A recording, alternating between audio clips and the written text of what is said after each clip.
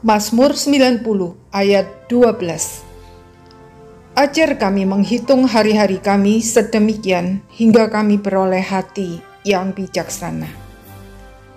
Hidup kita bernilai atau tidak diukur dari berapa lamanya kita hidup, melainkan dari maknanya. Agar hidup kita penuh makna, kita perlu belajar dari doa pemazmur ini. Pemazmur memohon agar Tuhan mengajarinya untuk menghitung hari-harinya. Artinya, agar dia dapat melihat hidup ini secara proporsional, sehingga dapat menyikapinya dengan bijaksana. Apa yang penting untuk kita perhatikan dalam hidup ini? Yang pertama, bahwa manusia itu fana. Pemazmur berkata bahwa hidup kita ini seperti rumput yang di waktu pagi berkembang dan bertumbuh, tetapi di waktu petang lisut dan layu. Berapa umur manusia?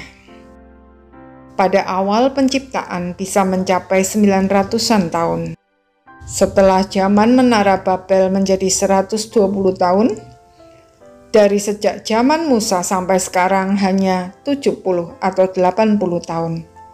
Lebih dari itu, pemazmur berkata bahwa kebanggaannya ialah kesukaran dan penderitaan, karena kita tidak dapat mencegah tubuh kita yang fana ini semakin merosot sebelum akhirnya kembali menjadi debu. Selain itu, waktu yang singkat itu berlalunya buru-buru, artinya kita sering tidak bisa menikmatinya karena begitu cepat berlalu, rasanya seperti mimpi.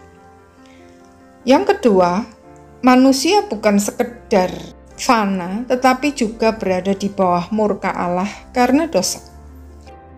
Celakanya, kita sering tidak menyadari kondisi kita yang sebenarnya. Kita sering berpikir bahwa kita baik-baik saja, masih bisa bernafas, masih bisa bekerja, banyak berkat, dan seterusnya. Apalagi kalau perkenan Allah kita ukur dengan materi, mungkin kita merasa bahwa kita adalah orang baik. Kalau tidak baik, bagaimana mungkin Tuhan memberkati? Namun doa pemazmur mengingatkan kita bahwa apa yang kita kira baik-baik saja, kalau tidak diwaspadai bisa menimbulkan penyesalan di kemudian hari.